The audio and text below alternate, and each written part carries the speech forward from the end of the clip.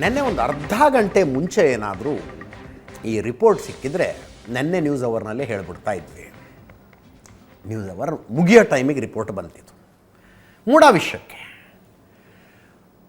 ಮೂಡಾದಿಂದ ಸಿದ್ದರಾಮಯ್ಯನವರ ಪತ್ನಿ ತಮ್ಮ 3 ಎಕರೆ 16 ಗುಂಟೆ ಜಮೀನಿಗೆ ಪರಿಹಾರವಾಗಿ 14 ಸೈಟ್ಗಳನ್ನು ತಗೊಂಡಿರೋದು ವಿವಾದ ಆಗಿದೆ, ಕೇಸ್ ಆಗಿದೆ, ತನಿಖೆ ನಡೀತಾ ಇದೆ.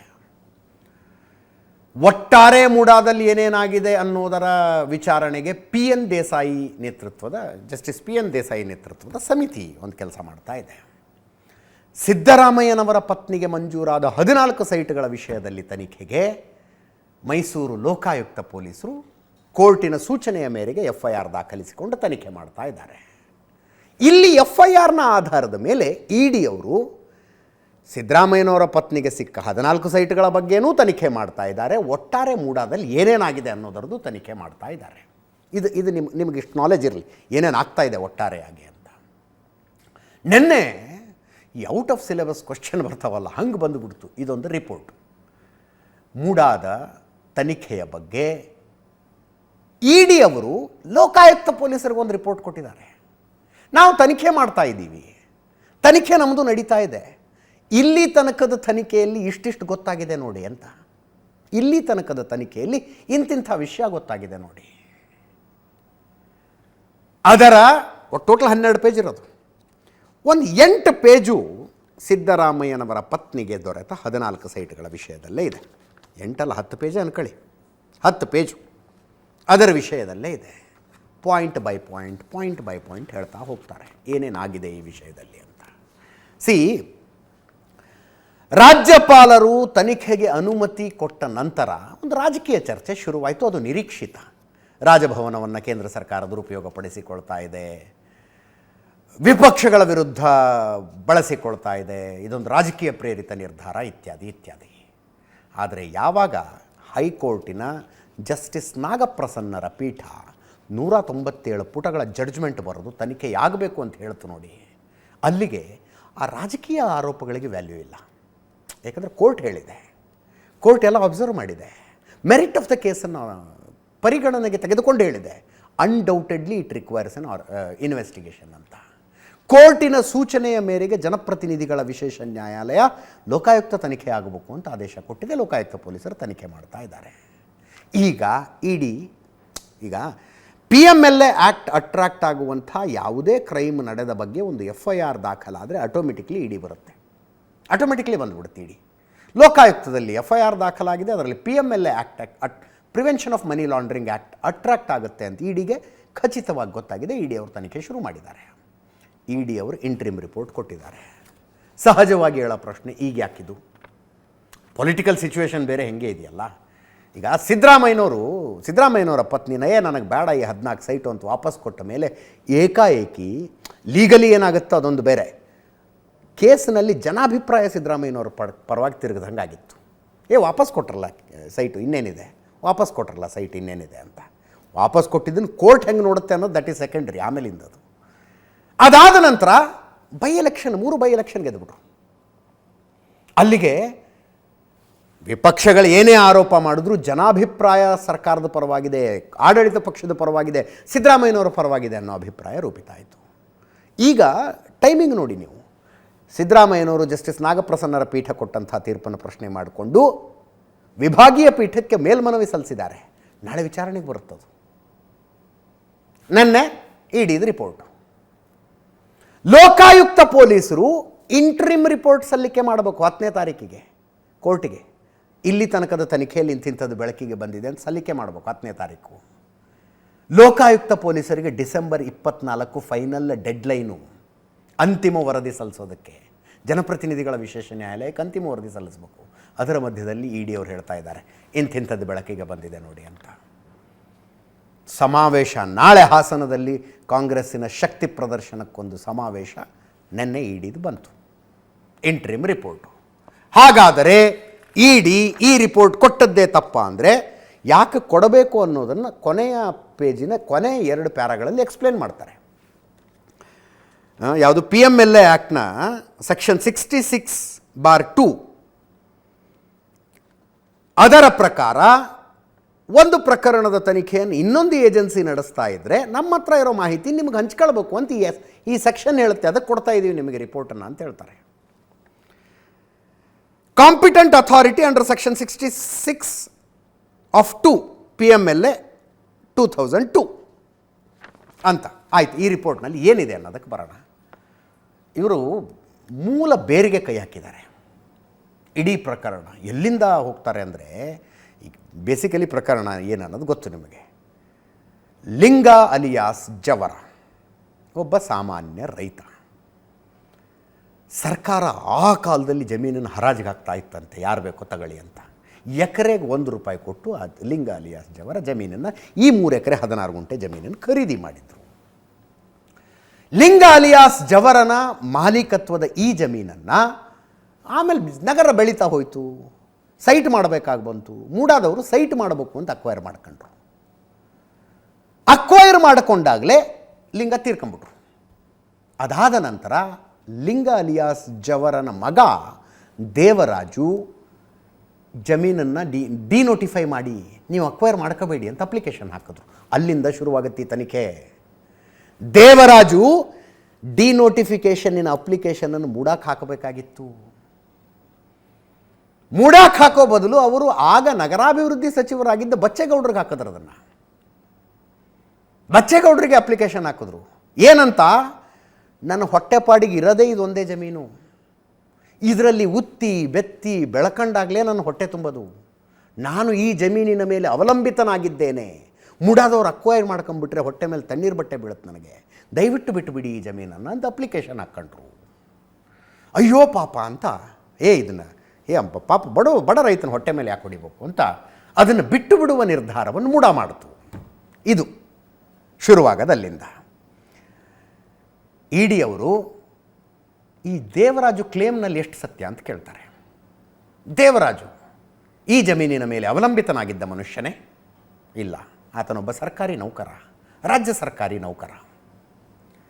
ಹೋಗಲಿ, ಸರ್ಕಾರಿ ನೌಕರಿ ಮಾಡ್ಕೊಂಡು ಇಲ್ಲಿ ರಾಗಿ ಜೋಳ ಬೆಳ್ಕೊಂಡಿದ್ದ ಮನುಷ್ಯನ ಅಂದರೆ ಇಲ್ಲ, ಆತ ಒಂದು ದಿವಸವೂ ಆ ಜಮೀನನ್ನು ಉತ್ತಿಲ್ಲ, ಬಿತ್ತಿಲ್ಲ, ಬೆಳೆದಿಲ್ಲ ಅಂತ.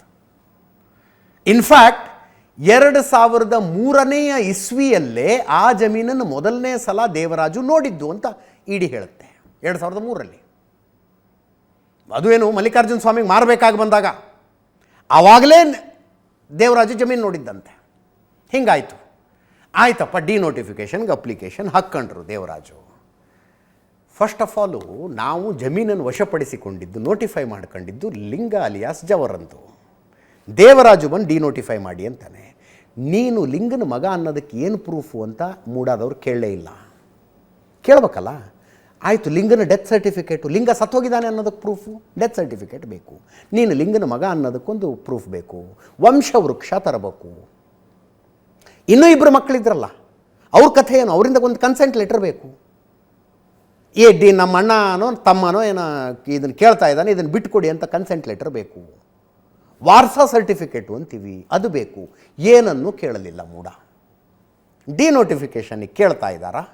ಲಿಂಗನ ಮಗ ದೇವರಾಜ ಹೌದೋ ಅಲ್ವೋ? ಮಾಡಿಬಿಟ್ರು ಡಿನೋಟಿಫಿಕೇಷನನ್ನು, ಬಿಟ್ಟುಬಿಟ್ರು. ಏನು ಹೇಳಿಬಿಟ್ರು? ಲೇಔಟಿನ ಕೊನೆ ಭಾಗದಲ್ಲಿ ಬರುತ್ತೆ 3 ಎಕರೆ 12 ಗುಂಟೆ 16 ಗುಂಟೆ ಕೊನೆ ಭಾಗದಲ್ಲಿ ಮೂಲೆಯಲ್ಲಿ ಬರುತ್ತಿದ್ದು. ಅದನ್ನು ಕೈ ಬಿಟ್ಟರು, ಬಿಡದೇ ಇದ್ದರು ಲೇಔಟಿನ ಫಾರ್ಮ್ಯಾಟಿಗೆ ಏನು ಸಮಸ್ಯೆ ಆಗೋದಿಲ್ಲ, ಆದ್ದರಿಂದ ಬಿಡಬಹುದು ಅಂದರು. ಇಡಿ ಅವ್ರು ಹೇಳ್ತಾರೆ, ನಾವು ಹೋಗಿ ಲೇಔಟಿನ ಇಡೀ ನಕಾಶೆ ತೆಗೆಸಿದ್ರೆ ಈ 3 ಎಕರೆ 16 ಗುಂಟೆ ಲೇಔಟ್ ಸೆಂಟರ್ನಲ್ಲಿ ಬರ್ತಾ ಇದೆ. ಲೇಔಟ್ನಲ್ಲಿ ಒಂದು ರೋಡ್ನಿಂದ ಇನ್ನೊಂದು ರೋಡಿಗೆ ಹೋಗುವ ಕನೆಕ್ಟಿಂಗ್ ರಸ್ತೆ ಈ ಜಾಗದಲ್ಲಿ ಹೋಗುತ್ತೆ. ಈ 3 ಎಕರೆ 16 ಗುಂಟೆಯನ್ನು ಡಿನೋಟಿಫೈ ಮಾಡಿದ್ರೆ ಇಡೀ ಲೇಔಟಿನ ಫಾರ್ಮ್ಯಾಟೇ ಹಾಳಾಗಿ ಹೋಗುತ್ತೆ ಅನ್ನೋದು ಗೊತ್ತಿದ್ರೂ ಕೂಡ ಮೂಡಾದವರು ಡಿನೋಟಿಫೈ ಮಾಡಿದ್ರು. ಆಯಿತು, ಡಿನೋಟಿಫೈ ಮಾಡಿದ್ರಪ್ಪ, ವಾಪಸ್ ಕೊಟ್ಟರು. ಅದಾದ ನಂತರ ಈಗ ದೇವರಾಜ ಹೆಸರಿಗಾಯಿತು. ಈ ಜಮೀನೇ ನನಗೆ ಏಕೈಕ ಆಧಾರ, ಇದರ ಮೇಲೆ ನಾನು ಅವಲಂಬಿತನಾಗಿದ್ದೇನೆ, ಈ ಜಮೀನು ಇಲ್ಲದೆ ಹೋದರೆ ನಾನು ಹೊಟ್ಟೆಗೆ ತಣ್ಣೀರು ಬಟ್ಟೆ ಅಂತ ಹೇಳಿದ್ದ ದೇವರಾಜು ಡಿನೋಟಿಫಿಕೇಷನ್ ಆದ ತಕ್ಷಣ ಆ ಜಮೀನನ್ನು ಮಾರುವ ನಿರ್ಧಾರ ಮಾಡಿದ್ರು. ಯಾರಿಗೆ? ಮಲ್ಲಿಕಾರ್ಜುನ ಸ್ವಾಮಿ ಅವರಿಗೆ, ಸಿದ್ದರಾಮಯ್ಯನವರ ಭಾವಮೈದನಿಗೆ. ಆವಾಗಿಬ್ಬರು ಹೋಗಿ ಜಮೀನನ್ನು ನೋಡ್ತಾರೆ. ಇವ್ರು ಹೇಳೋದು ಏನಿತ್ತಲ್ಲಿ ಜಮೀನಿನಲ್ಲಿ? ಕೃಷಿ ಭೂಮಿ ಇತ್ತು ಅಂತ. ಕೃಷಿ ಭೂಮಿ ಇತ್ತು. ನಾನು ಈ ಜಮೀನು ಮಾರ್ತೀನಿ ಅಂದೆ. ಅದೆಷ್ಟು 5 ಲಕ್ಷ ಚಿಲ್ಲರೆ ಏನೋ 5 ಲಕ್ಷ ಚಿಲ್ಲರೆ 5,95,000 ಜಮೀನು ಮಾರ್ತೀನಿ ಅಂದರು. ಅವ್ರು ನಾನು ತಗೊಳ್ತೀನಿ ಅಂದರು. ಒಳ್ಳೆ ರೇಟಿಗೆ ಮಾತುಕತೆ ಆಯಿತು. ನಾನು ಜಮೀನು ಮಾರಿಬಿಟ್ಟೆ. ಕೃಷಿ ಭೂಮಿ ಇತ್ತು ಅಂತ ಜಮೀನು ಮಾರಿದೆ. ಆದರೆ ಮೂಡಾದವರು 2001ರಲ್ಲೇ ಅಲ್ಲಿ 25 ಸೈಟ್ಗಳನ್ನು ಮಾಡಿದರು. 20 ಸೈಟ್ಗಳನ್ನು ಹಂಚಿಕೆ ಮಾಡಲಾಗಿತ್ತು. ಯಾರ್ಯಾರು ಅಲಾಟ್ ಮಾಡಿಬಿಟ್ಟಿದ್ರು, ಇವ್ರಿಗೆ ಈ ಸೈಟು, ಇವ್ರಿಗೆ ಈ ಸೈಟು ಅಂತ, ಯಾರ್ಯಾರೋ ಫಲಾನುಭವಿಗಳಿಗೆ. ಅವರ ಪೈಕಿ 4 ಜನ ದುಡ್ಡು ಕಟ್ಟೋಕ್ಕಾಗಲಿಲ್ಲ. ಇನ್ನೊಬ್ಬರು ಏನೋ ಕೇಸ್ ಹಾಕ್ಕೊಂಡು ಕೋರ್ಟಿಗೆ ಹೋದರು. ಇದೇ 3 ಎಕರೆ 16 ಗುಂಟೆಯಲ್ಲಿ 5 ಕಮರ್ಷಿಯಲ್ ಸೈಟ್ಗಳಾಗಿದ್ವು. ನಿಯಮದ ಪ್ರಕಾರ ಮೂಡಾ ಆ ಕಮರ್ಷಿಯಲ್ ಸೈಟ್ಗಳನ್ನು ತನ್ನ ಹತ್ರ ಇಟ್ಕೊಂಡಿತ್ತು. ರಸ್ತೆ ಇವ್ರದೊಂದು ಆರ್ಗ್ಯುಮೆಂಟ್ ಇದೆ, ಆನ್ ಪೇಪರ್ ಮಾಡಿಬಿಟ್ಟಿದ್ರು ಅದನ್ನೆಲ್ಲ, ಬಟ್ ಫಿಸಿಕಲಿ ಏನೂ ಇರಲಿಲ್ಲ ಅಂತ. ಇ ಡಿ ಅವರು ಎಲ್ಲಿ ತನಕ ಹೋಗಿದ್ದಾರೆ ಅಂದರೆ, ದೇವನೂರು ಬಡಾವಣೆಯಲ್ಲಿ ರೋಡು, ಚರಂಡಿ, ಲೈಟ್ ಕಂಬ ಹಾಕೋದಕ್ಕೆ LNT ಅವರಿಗೆ ಟೆಂಡರ್ ಕೊಟ್ಟಿತ್ತು ಮೂಡಾ. 11 ಕೋಟಿ ಚಿಲ್ಲರೆಗೆ LNT ಅವರಿಗೆ ಟೆಂಡರ್ ಕೊಟ್ಟಿದ್ದಾರೆ 2003ರಲ್ಲಿ, ಸಾರಿ 2001ರಲ್ಲಿ. ಅವರು ಟೆಂಡರನ್ನು ತಗೊಂಡು LNT ಅವರು 2003ರಲ್ಲಿ ಅಷ್ಟು ಕಾಮಗಾರಿ ಮುಗಿಸಿದ್ದಾರೆ. 2004ರ ಅಷ್ಟೊತ್ತಿಗೆ ಎಷ್ಟು ಪೇಮೆಂಟು ಆಗಿಬಿಟ್ಟಿದೆ ಅವ್ರಿಗೆ. ನೀವು ಸರಿಯಾಗಿ ರೋಡ್ ಮಾಡಿದ್ದೀರಿ, ಬಡಾವಣೆಯ ತುಂಬ ಲೈಟ್ ಕಂಬ ಹಾಕಿದ್ದೀರಿ, ಚರಂಡಿ ಮಾಡಿದ್ದೀರಿ, ತಗೊಳ್ಳೆ 11 ಕೋಟಿ ಅಂತ ದುಡ್ಡು ಕೊಟ್ಟುಬಿಟ್ಟಿದೆ ಮೂಡಾ ಅವ್ರಿಗೆ. ಇವ್ರು ನೋಡಿದ್ರೆ ನಮ್ಮ ಜಮೀನಲ್ಲಿ ಏನೂ ಆಗಿರಲೇ ಇಲ್ಲ, ಇನ್ನೂ ರಾಗಿನೇ ಬೆಳೀತಾ ಇದ್ವಿ ಅನ್ನೋ ಥರ ಇವ್ರು ಹೇಳ್ತಾರೆ. ಯಾವುದು ಸತ್ಯ ಅಂತ ಇಡಿ ಕೇಳ್ತಾ ಇದೆ. ಅದು ಬಿಡಿ, ಸ್ಯಾಟಲೈಟ್ ಇಮೇಜಸ್ಸು ನೀವು ಗೂಗಲ್ ಇಮೇಜಸ್ಸಿಗೆ ಹೋದರೆ, ಗೂಗಲ್ ಅರ್ತಿಗೆ ಹೋದರೆ ಕಾಣಿಸುತ್ತೆ ಯಾವ ಜಮೀನಲ್ಲಿ ಏನೇನಿದೆ ಅಂತ. 2001 ತೆಗೆಸಿದೆ ಇಡಿ, ತೋರಿಸ್ತಾ ಇದೆ ಇಲ್ಲಿ ಸ್ಪಷ್ಟವಾಗಿ. ರೋಡ್ ಮಾಡಿರೋದು ಕಾಣಿಸ್ತಾ ಇದೆ ಇಮೇಜ್ನಲ್ಲಿ. ಅಲ್ರಿ ನೀವು ನೋಡಿದರೆ ಕೃಷಿ ಭೂಮಿ ಅಂತೀರಿ, ಇಲ್ಲಿ ರೋಡ್ ಇದೆಯಲ್ಲ ನಿಮ್ಮ ಜಮೀನಿನಲ್ಲಿ ಅಂತ ಕೇಳಿದ್ರೆ ಮಲ್ಲಿಕಾರ್ಜುನ ಸ್ವಾಮಿ ಹತ್ರನೂ ಉತ್ತರ ಇಲ್ಲ, ದೇವರಾಜು ಹತ್ರನೂ ಉತ್ತರ ಇಲ್ಲ. ನಾನು ಈ ರಿಪೋರ್ಟ್ನಲ್ಲಿ ಬಂದಿರೋದು ಹೇಳ್ತಾ ಇದ್ದೀನಿ, ಉತ್ತರನೇ ಇಲ್ಲ ಇಬ್ಬರ ಹತ್ರನೂ. ಸ್ಯಾಟಲೈಟ್ ಇಮೇಜ್ನಲ್ಲಿ 2001ರಲ್ಲಿ ನಿಮ್ಮ ಜಮೀನಲ್ಲಿ ರೋಡ್ ಆಗಿದೆಯಲ್ಲ ಅಂತಂದರೆ ಉತ್ತರ ಇಲ್ಲ. ಅಲ್ಲಿಗಾಯ್ತು, ಇವರೇನೋ ಸುಳ್ಳು ಹೇಳಿದ್ರು ಅಂತ ಅನ್ಕೊಳ್ಳಿ. ಜಮೀನನ್ನು ಖರೀದಿ ಮಾಡಿದ ಮಲ್ಲಿಕಾರ್ಜುನ ಸ್ವಾಮಿ ಅದನ್ನು ಏನೇ ಮಾಡಿಸ್ತೀನಿ ಅಂತ ಹೋಗ್ತಾರೆ. ನಾನ್ ಅಗ್ರಿಕಲ್ಚರ್ ಕನ್ವರ್ಷನ್ ಮಾಡೋದು. ಕೃಷಿ ಎಷ್ಟಂತ ಕೃಷಿ ಮಾಡ್ಕೊಂಡಿರೋದು ಸ್ವಾಮಿ, ನಾವು ಸೈಟ್ ಮಾಡಿ ಮಾರ್ಕತ್ತೀವಿ, ಸೈಟ್ ಮಾಡಿಕೊಡಿ ನನ್ನ ಕೃಷಿ ಭೂಮಿಯನ್ನು ಅಂತ. ಕೃಷಿ ಭೂಮಿಯನ್ನು ಸೈಟ್ ಮಾಡೋದಕ್ಕೆ ಇದರಲ್ಲಿ ಬರೀತಾರೆ, ಎಂಟೈರ್ ರೆವಿನ್ಯೂ ಡಿಪಾರ್ಟ್ಮೆಂಟ್ ಭೇಟಿ ಕೊಡುತ್ತೆ ಅಲ್ಲಿಗೆ. ಎಲ್ಲೆಲ್ಲಿಂದ ವಿಲೇಜ್ ಅಕೌಂಟೆಂಟು, ಗ್ರಾಮ ಲೆಕ್ಕಿಗ, ಸರ್ವೇಯರು, ಇನ್ನೊಂದು ರೆವಿನ್ಯೂ ಇನ್ಸ್ಪೆಕ್ಟ್ರು, ತಹಶೀಲ್ದಾರು, ಡಿ ಸಿ ಯಾರಿದ್ರು ಹೇಳಿ, ಕುಮಾರ್ ನಾಯ್ಕ, ಈಗ ರಾಯಚೂರಿನ ಸಂಸದರು, ಆವಾಗ ಜಿಲ್ಲಾಧಿಕಾರಿ ಮೈಸೂರಿಂದು. ಎಲ್ಲರೂ ಸ್ಪಾಟ್ ವಿಸಿಟ್ ಮಾಡ್ತಾರೆ. ಎಲ್ಲರೂ ಬರೆಯೋದು ಅದೇ ರಿಪೋರ್ಟನ್ನು, ಇದು ಕೃಷಿ ಭೂಮಿ, ಇಲ್ಲಿ ರಾಗಿ ಜೋಳ ಬೆಳೀತಾ ಇದ್ದಾರೆ, ಕೃಷಿ ಭೂಮಿ ಇದು ಅಂತ ರಿಪೋರ್ಟ್ ಬರೀತಾರೆ. ಅವ್ರನ್ನೆಲ್ಲ ತನಿಖೆ ಕರೆದಿದ್ದಾರೆ, ಅವ್ರಿಗೂ ತೋರಿಸ್ತಾರೆ. 2001ರ ಸ್ಯಾಟಲೈಟ್ ಇಮೇಜ್ನಲ್ಲಿ ರಸ್ತೆ ಮಾಡಿರೋದು ಕಾಣಿಸುತ್ತಲ್ರಪ್ಪ, ಹೆಂಗೆ ನೀವು ಕೃಷಿ ಭೂಮಿ ಅಂತ ರಿಪೋರ್ಟ್ ಕೊಟ್ರಿ ಇದಕ್ಕೆ ಅಂದರೆ ಯಾರ ಹತ್ರನೂ ಉತ್ತರ ಇಲ್ಲ, ಅವ್ರ ಹತ್ರನೂ ಉತ್ತರ ಇಲ್ವಂತೆ, ಹೆಂಗೆ ಕೊಟ್ರಿ ನೀವು ಅಂತ. ಅದನ್ನು ಇಡಿ ಅವ್ರು ಹೇಳ್ತಾ ಹೋಗ್ತಾರೆ. ಈ ಅಷ್ಟೂ ಬೆಳವಣಿಗೆಗಳಾದಾಗ ಸಿದ್ದರಾಮಯ್ಯನವರು ಯಾವ್ಯಾವ ಹುದ್ದೆಯಲ್ಲಿದ್ದರು ಅನ್ನೋದನ್ನು ಇಡಿ ಮೆನ್ಷನ್ ಮಾಡುತ್ತೆ. ಇಡಿ ಮೆನ್ಷನ್ ಮಾಡುತ್ತೆ ಅದನ್ನು. ಚಾಮುಂಡೇಶ್ವರಿ ಶಾಸಕರಾಗಿ ಬೈ ಡಿಫಾಲ್ಟ್ ಮೂಡಾದ ಮೆಂಬರ್ ಆಗಿದ್ದರು ಸಿದ್ದರಾಮಯ್ಯನವರು. ಡಿನೋಟಿಫಿಕೇಷನ್ನ ನಿರ್ಧಾರ ಆದ ಮೀಟಿಂಗ್ನಲ್ಲಿ ಅವರು ಇರಲಿಲ್ಲ, but he was a member of MUDA. ಅದಾದ ನಂತರ ಕನ್ವರ್ಷನ್ ಆದ ಸಂದರ್ಭದಲ್ಲಿ ಹಿ ವಾಸ್ ಅ DCM. ಅದನ್ನು ಹೇಳ್ತಾ ಹೋಗ್ತಾರೆ. ಕನ್ವರ್ಷನ್ ಮಾಡಿಬಿಟ್ರು, ಎಲ್ಲರೂ ರಿಪೋರ್ಟ್ ಕೊಟ್ಟರಿ ಇದು ಕೃಷಿ ಜಮೀನು ಅಂತ. ಆಲ್ ಥ್ರೂ ದಿಸ್ ಇದೆಲ್ಲವೂ ನಡೀತಾ ಇದ್ದಾಗ ಜಮೀನು ಯಾರ ವಶದಲ್ಲಿತ್ತು? ಮೂಡಾದ ವಶದಲ್ಲಿತ್ತು. ಮೂಡಾದ ವಶದಲ್ಲಿದ್ದದನ್ನು ದೇವರಾಜು ಪ್ರಶ್ನೆ ಮಾಡಲಿಲ್ಲ, ಮಲ್ಲಿಕಾರ್ಜುನ ಸ್ವಾಮಿಯೂ ಪ್ರಶ್ನೆ ಮಾಡಲಿಲ್ಲ. ತಮ್ಮ ಜಮೀನಿನಲ್ಲಿ ಯಾವನೋ ಬಂದು ರೋಡ್ ಮಾಡ್ತಿದ್ದಾಗ ಫಸ್ಟ್ ಹೋಗಿ ನಿಂತ್ಕೊಳ್ಳೋದಿಲ್ವ ನಾವು?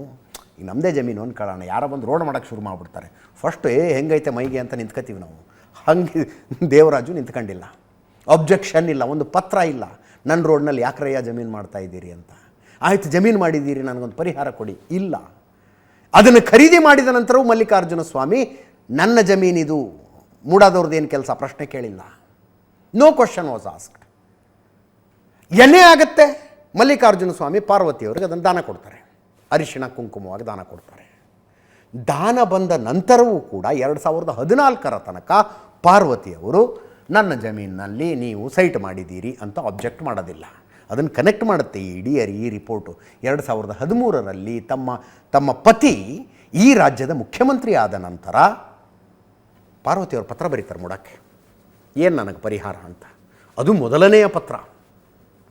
ಈ ಜಮೀನು ಮುಡಾದವರು ಇಟ್ಕೊಂಡಿದ್ದಾರೆ, ನಮಗೆ ಪರಿಹಾರ ಏನು ಅಂತ ಹೋಗಿದ್ದ ಮೊದಲನೆಯ ಪತ್ರ. ಅಲ್ಲಿ ತನಕ ಯಾರೂ ಕೇಳಿಲ್ಲ, ದೇವರಾಜು ಕೇಳಿಲ್ಲ, ಮಲ್ಲಿಕಾರ್ಜುನ ಸ್ವಾಮಿನೂ ಕೇಳಿಲ್ಲ. ಹಂಗೆ ಪತ್ರ ಹೋಗೋದು. ಪತ್ರ ಹೋದ ಮೇಲೆ ಮೂಡಾದಿಂದ ಪಾರ್ವತಿಯವ್ರಿಗೊಂದು ಒಂದು ಕಮ್ಯುನಿಕೇಷನ್ ಹೋಗುತ್ತಂತೆ.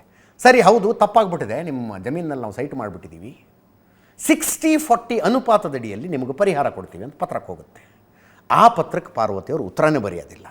ಈ ಉತ್ತರ ಬೇಕಲ್ಲ ಏನಾರು ಒಂದು, ಇಲ್ಲ. ಅದಾದ ನಂತರ 50-50 ಅನುಪಾತದಲ್ಲಿ ಸೈಟ್ ಹಂಚಿಕೆ ಮಾಡುವ ನಿರ್ಧಾರವನ್ನು ಮೂಡಾ ಕೈಗೊಳ್ಳುತ್ತೆ. ಯಾರು? ನಟೇಶು, ಮೂಡಾದ ಕಮಿಷನರು. 50-50 ಅನುಪಾತ.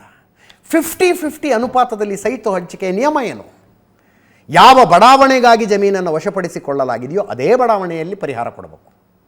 ಅದೇ ಬಡಾವಣೆಯಲ್ಲಿ ಕಮರ್ಷಿಯಲ್ ಸೈಟ್ಗಳನ್ನು ಕೊಡೋ ಹಂಗಿಲ್ಲ, ಕಾರ್ನರ್ ಸೈಟ್ಗಳನ್ನು ಕೊಡೋ ಹಂಗಿಲ್ಲ. ಪರಿಹಾರವಾಗಿ ಅವರಿಗೆ ಎಷ್ಟು ಸೈಟ್ಗಳು ಅರ್ಹರಿದ್ದಾರೋ ಅಷ್ಟು ಸೈಟ್ಗಳು ಯಾವುದು ಅನ್ನೋದನ್ನು ಲಾಟ್ರಿ ಮೂಲಕ ಎತ್ತಬೇಕು. ನಟೇಶ್ ಏನು ಮಾಡಿದ್ರು? He used his discretionary power, ವಿವೇಚನಾಧಿಕಾರವನ್ನು ಬಳಸಿ. ನೋಡಿ, 352 ಏನೋ ಬರೀತಾರೆ ಈ ರಿಪೋರ್ಟಲ್ಲಿ. 352 ಸೈಟ್ಗಳು ದೇವನೂರು ಬಡಾವಣೆಯಲ್ಲಿ ಖಾಲಿ ಬಿದ್ದಿದ್ವು, ಯಾರೂ ತಗೊಂಡಿರಲಿಲ್ಲ. ಅವನು 50-50 ಅನುಪಾತದಡಿಯಲ್ಲಿ ನ್ಯಾಯಬದ್ಧವಾಗಿ ಹಂಚಿಕೆ ಮಾಡೋದಾಗಿದ್ದರೆ ದೇವನೂರು ಬಡಾವಣೆಯ 352 ಸೈಟ್ಗಳ ಪೈಕಿ 14 ಸೈಟ್ ಕೊಡಬೇಕಾಗಿತ್ತು. ನಟೇಶ್ ಏನು ಮಾಡಿದ್ರು? ಯಾವುದು? ಜಯನಗರ ಬಡಾವಣೆ. ಆ ಜಯನಗರ ಬಡಾವಣೆ, ವಿಜಯನಗರ ಬಡಾವಣೆ, ಅದರಲ್ಲಿ ಪ್ರೈಮ್ ಪ್ರಾಪರ್ಟಿಗಳನ್ನು ವಿವೇಚನಾಧಿಕಾರ ಬಳಸಿ ನಟೇಶ್ ಹೆಂಗೆ ನಿರ್ಧಾರ ತಗೊಂಡ್ರು ಅಂತ ಯಾರಿಗೂ ಗೊತ್ತಿಲ್ಲ. ಅದು ಇದೇ ಸೈಟು ಪಾರ್ವತಿಯವರು ಕೊಡಬೇಕು ಅಂತ ಹೆಂಗೆ ನಿರ್ಧಾರ ತಗೊಂಡ್ರು ನಟೇಶು? ವಿವೇಚನಾಧಿಕಾರ ಬಳಸಿ. ಅದರಲ್ಲಿ ಕಮರ್ಷಿಯಲ್ ಸೈಟು ಇದ್ವು, ಕಾರ್ನರ್ ಸೈಟ್ಗಳು ಇದ್ವು. ಲೆಕ್ಕಾಚಾರದ ಪ್ರಕಾರ ಆ ಸೈಟ್ಗಳನ್ನು ಮೂಡಾ ಹರಾಜಿಗೆ ಹಾಕಿ ಬೆಸ್ಟ್ ಪ್ರೈಸ್ ಯಾರು ಕೊಡ್ತಾರೋ ಅವ್ರಿಗೆ ಕೊಡಬೇಕು. ಇವರು ವಿವೇಚನಾಧಿಕಾರ ಬಳಸಿ ಬರಿತಾ ಹೋಗ್ಬಿಟ್ರು, ಹಾಂ ಇದು ಪಾರ್ವತಿಯವ್ರಿಗೆ, ಇದು ಪಾರ್ವತಿಯವ್ರಿಗೆ, ಇದು ಪಾರ್ವತಿಯವ್ರಿಗೆ. ಹೀಗೆ 14 ಸೈಟ್ ಅವರಿಗೆ ಹೋಗಿದ್ದಾವೆ. ಇದು ಈ 12 ಪುಟಗಳ ರಿಪೋರ್ಟ್ನ ಪೈಕಿ ಮೊದಲ 10 ಪುಟ ಇದು.